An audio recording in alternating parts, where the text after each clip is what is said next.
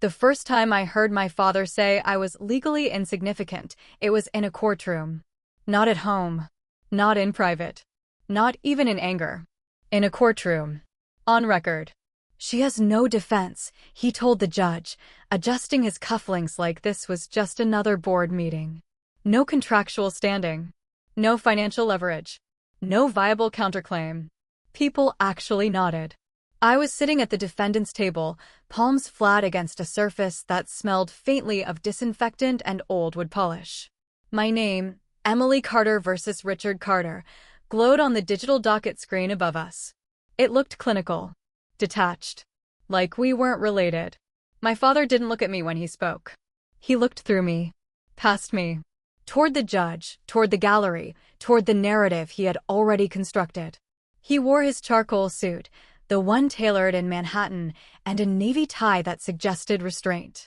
Calm authority. Financial stability. He had always dressed for outcomes.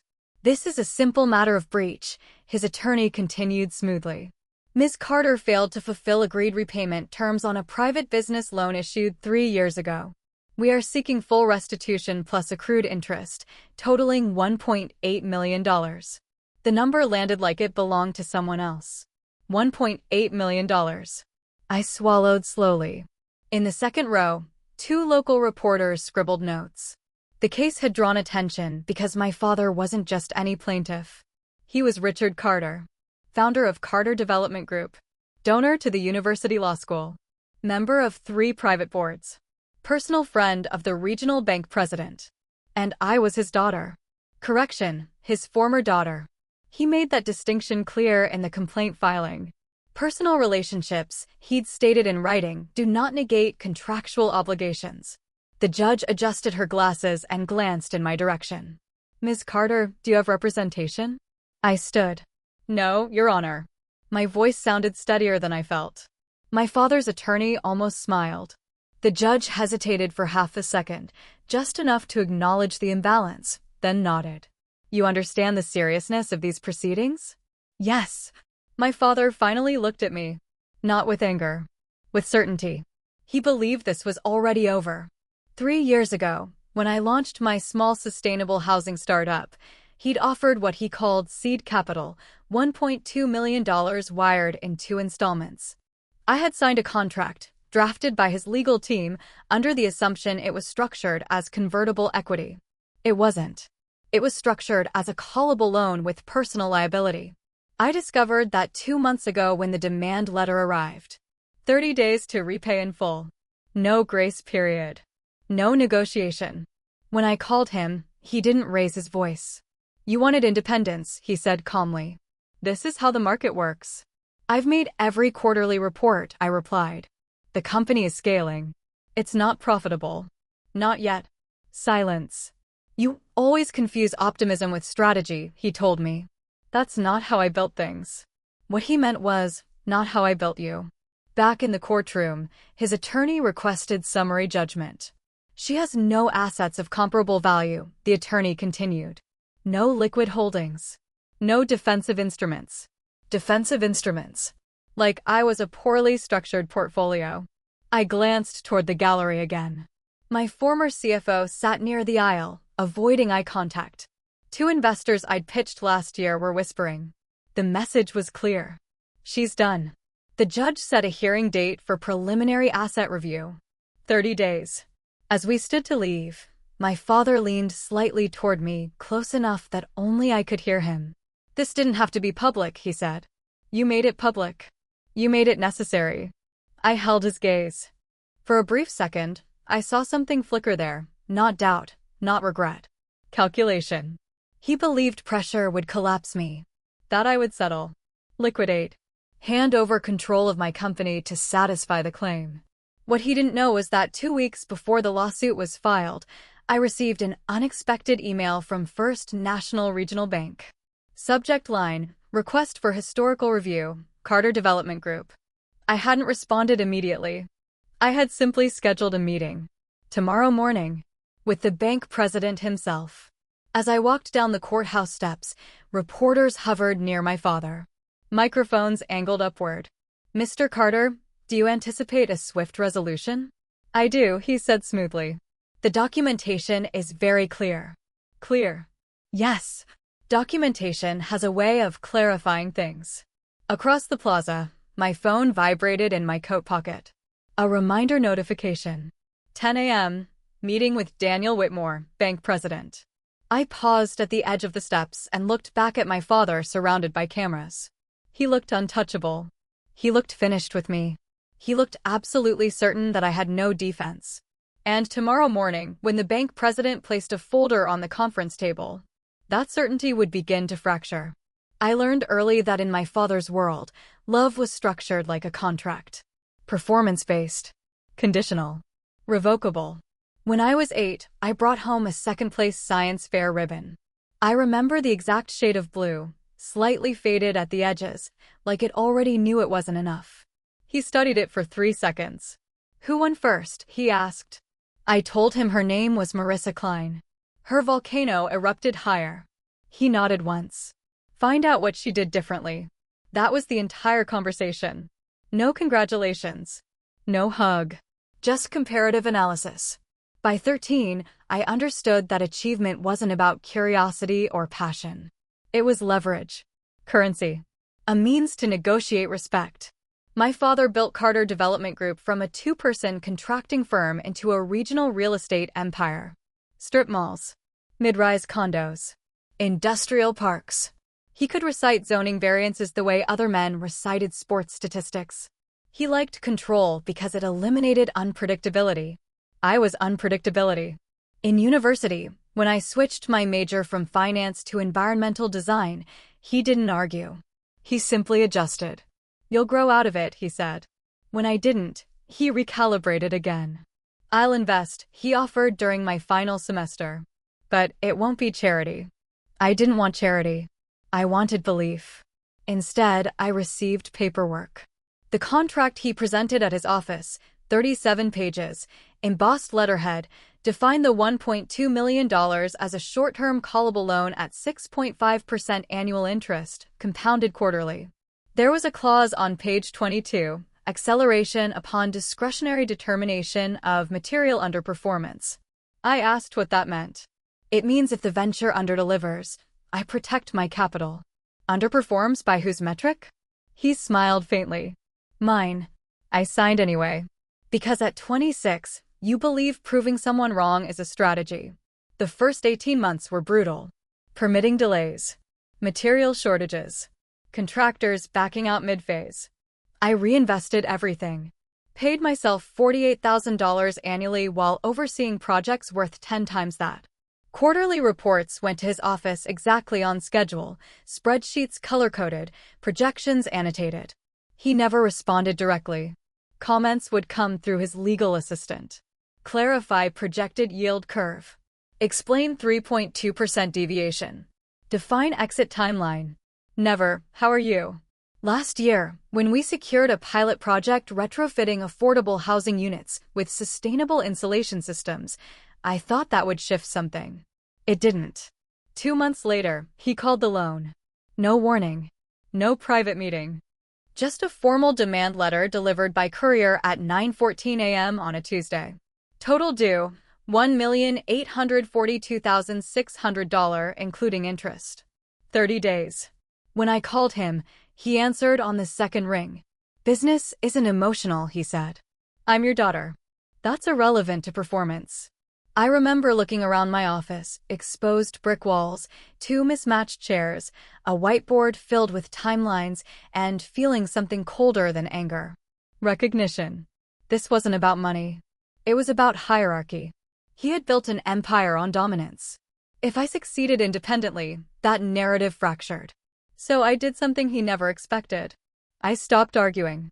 Instead of scrambling to liquidate assets or beg for extensions, I requested a copy of every financial interaction between Carter Development Group and First National Regional Bank over the past decade.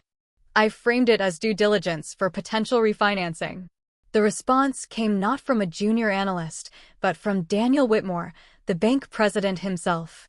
Perhaps we should discuss in person, his email read. Daniel Whitmore had known my father for years. Golf tournaments. Charity galas. Joint ribbon cuttings. If he was willing to meet privately, it meant there was something beyond courtesy. The morning after the courtroom hearing, I arrived at First National at 9:52 a.m. Polished granite floors. Frosted glass offices.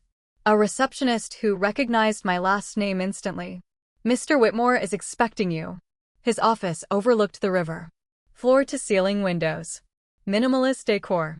A single framed photo of him shaking hands with the mayor. He stood when I entered. "Emily," he said warmly. "Thank you for coming." We didn't exchange pleasantries. He gestured toward a leather chair and placed a thick folder on the desk between us. "Before we begin," he said carefully, "I need to clarify that this conversation is confidential." "I understand." He opened the folder. Inside were transaction summaries, internal memos, loan restructuring documents, all bearing my father's company name. "I assume," Whitmore continued, "you're aware that Carter Development Group has been carrying significant short-term bridge debt over the past 18 months. I kept my expression neutral. "I wasn't." He nodded slowly. "There have been liquidity pressures. Several projects underperforming. We've extended accommodations based on long-standing relationships." Relationships. The same currency my father dismissed in court. Whitmore slid a specific document forward. "6 weeks ago," he said, "your father personally guaranteed an additional $4.5 million line of credit." I absorbed the number. And, he continued, voice lowering slightly, "there was an unusual collateral adjustment attached to that guarantee." He tapped the paper. "A personal asset declaration, listing anticipated repayment from a private loan issued to you." The room went quiet. He had leveraged my lawsuit as reassurance to the bank. Projected incoming $1.8 million. Counted before secured. Counted before won. Whitmore closed the folder gently. "I don't involve myself in family matters," he said. "But when projected recoveries become embedded in broader credit extensions, clarity matters." Clarity. The same word my father used outside the courthouse. "He believes he'll win," Whitmore added. "He might," I replied calmly. Whitmore studied me. "Do you intend to settle?" I leaned back slightly. "No."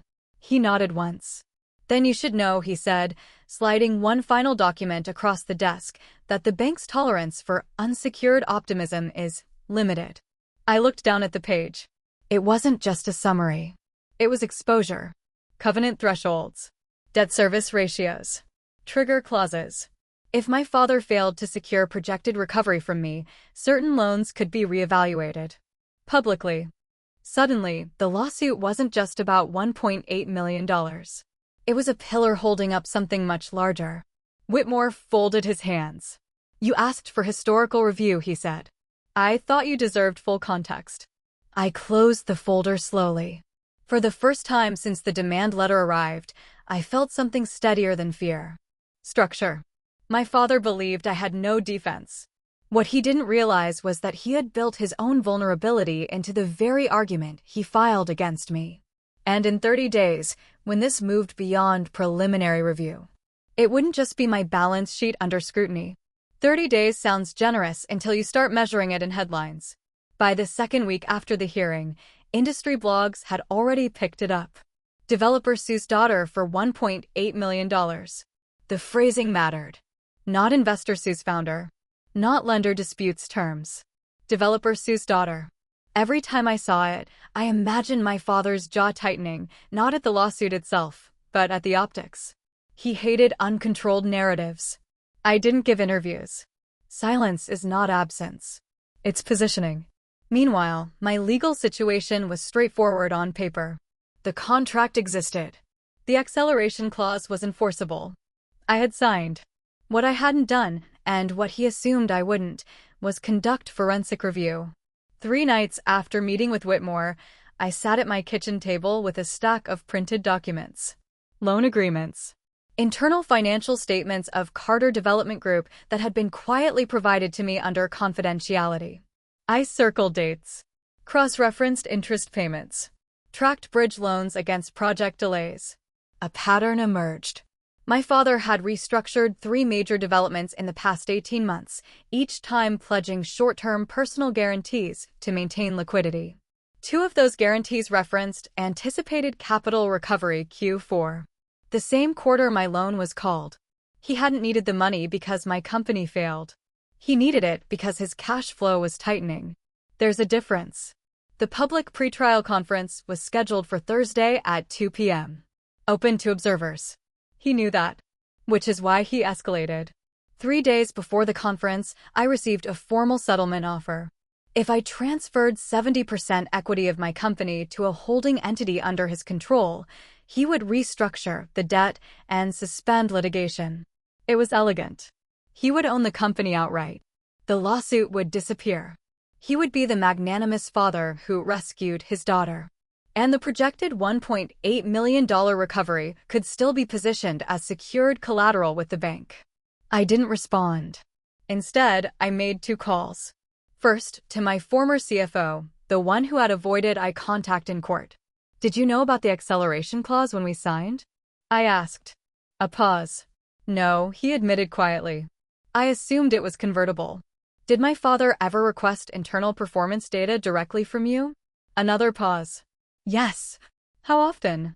Quarterly. Outside of my knowledge? Yes. That was enough. Second call, Daniel Whitmore. The projected recovery you mentioned, I said calmly, has it been formally recorded in covenant evaluations? Yes, he replied. As part of liquidity forecasts. And if the recovery is legally contested? A beat of silence. It complicates assumptions. Would the bank prefer clarity before extending further accommodations? Another pause. Yes. On Thursday at 1:48 p.m., I walked into the courthouse conference room carrying a single leather folder. My father was already seated.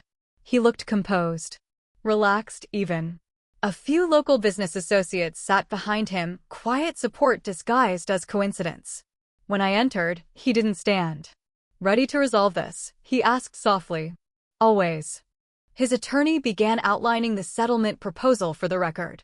The language was careful, benevolent. Protective. My father leaned back slightly, as if already envisioning the closing handshake. When it was my turn to speak, I didn't rush. I declined the settlement, I said evenly. A faint shift in the room. My father's fingers stilled on the table. On what grounds? His attorney asked. Material misrepresentation of underlying intent. The attorney frowned slightly. The contract is explicit. Yes, I agreed. But the timing of acceleration correlates directly with external liquidity pressures faced by Carter Development Group. Silence. My father didn't move. I continued.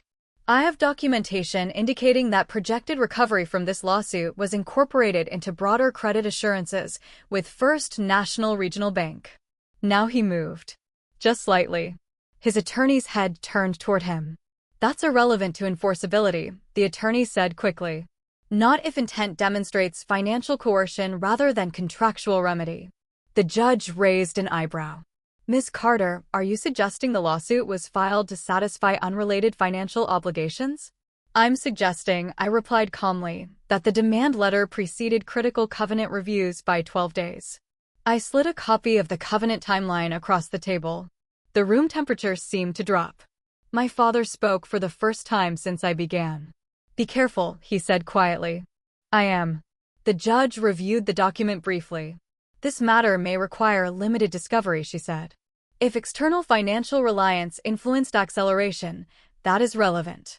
Discovery. That word landed heavier than any accusation. Discovery meant disclosure. Internal communications. Financial dependencies. Bank negotiations. My father's public image was built on controlled strength. Discovery meant uncontrolled exposure. His attorney requested recess. As we stood, my father stepped closer to me, voice low and measured. You think you understand leverage, he said. I understand patterns. You're about to burn down something you don't comprehend. Maybe it shouldn't have been built on projections. For the first time, there was no certainty in his eyes. Only recalculation. As he turned away, his phone vibrated. He glanced at the screen. His expression shifted. Subtle, but real. He stepped aside to answer. I didn't hear the entire conversation. Just fragments. What do you mean reevaluating exposure? That's premature. We have assurances. Assurances. When he ended the call, his posture wasn't as relaxed. He looked toward me across the corridor. This time, not through me. At me. The pretrial conference ended without resolution. Discovery was granted. And as we walked down opposite sides of the courthouse steps, I realized something important. He had assumed I would defend myself emotionally. He never prepared for me to defend myself financially. And once the bank requested formal clarification on his projected recoveries, the courtroom wouldn't be the only place documents were opened. Discovery changes people. It strips polish, removes posture, forces light into places built for shadow. 2 weeks after the pretrial conference, we reconvened, not in the main courtroom this time, but in a smaller evidentiary chamber on the 3rd floor. Fewer observers. No reporters. Just attorneys, a court stenographer, the judge, and a table large enough to hold whatever truth surfaced. My father looked composed again. He had recalibrated. Gray suit. No tie this time. Reading glasses perched lower on his nose, a subtle signal of diligence rather than dominance. He believed he could manage this. His legal team had filed motions to limit discovery scope. They argued my claims of financial coercion were speculative, irrelevant, an emotional reframing of a straightforward contract. I didn't interrupt. I waited. When it was my turn, I stood slowly and placed 3 folders on the evidence table. The sound of cardboard meeting would echoed louder than it should have. Your Honor, I began, voice even, I'm submitting documentation demonstrating that projected recovery from this lawsuit was incorporated into Carter Development Group's covenant compliance statements submitted to First National Regional Bank. My father didn't look at me. He looked at the folders. His attorney objected immediately. Relevance. Overruled, the judge said calmly. Proceed. I opened the first folder. Inside were internal bank summaries, redacted where necessary, referencing anticipated Q4 recovery, $1.8 million source, personal legal enforcement. The judge adjusted her glasses. I opened the second folder. Email correspondence between my father and the bank's risk committee. Dated 8 days before the demand letter was sent to me. Subject line, acceleration timing strategy. There was a pause in the room that felt deliberate. My father finally spoke. That email is taken out of context. Is it? I asked softly. The judge leaned forward. Mr. Carter, she said, did you discuss timing of this lawsuit in relation to banking obligations? His jaw flexed. Any responsible executive considers liquidity holistically. That's not what I asked. Silence. I opened the third folder. This one contained covenant thresholds, debt service ratios, a clause stating that failure to secure projected recovery could trigger reevaluation of credit extensions totaling $4.5 million. The same $4.5 million line Whitmore had mentioned. Your Honor, I continued, the acceleration clause in my contract was invoked not because my company defaulted, but because my father required immediate capital reassurance for external financial exposure. My father's attorney stood. This is an attempt to deflect from a clear contractual breach. I met his gaze. There was no missed payment. No formal underperformance notice prior to demand. The company remained within projected variance. The judge turned to my father. Was there documented underperformance triggering acceleration? His attorney answered for him. The clause allows discretionary determination. Yes, the judge said. Discretion is not immunity from scrutiny. The room shifted. For the first time since this began, my father's certainty fractured in visible increments. He removed his glasses slowly. Emily, he said quietly, abandoning formal tone, you're mischaracterizing strategic alignment as coercion. I'm characterizing it as dependency. His eyes hardened. You think you're exposing me. What you're doing is destabilizing your own leverage. I didn't respond. Instead, I slid one final document across the table. A letter from First National Regional Bank, dated 3 days prior. Subject, Notice of Covenant Review pending litigation outcome. The judge read it carefully. This indicates the bank is reevaluating exposure based on this lawsuit's projected recovery, she observed. Yes, I replied. My father leaned forward. You went to Whitmore. I asked for historical review. You had no right. I had a right to understand how my name was being used.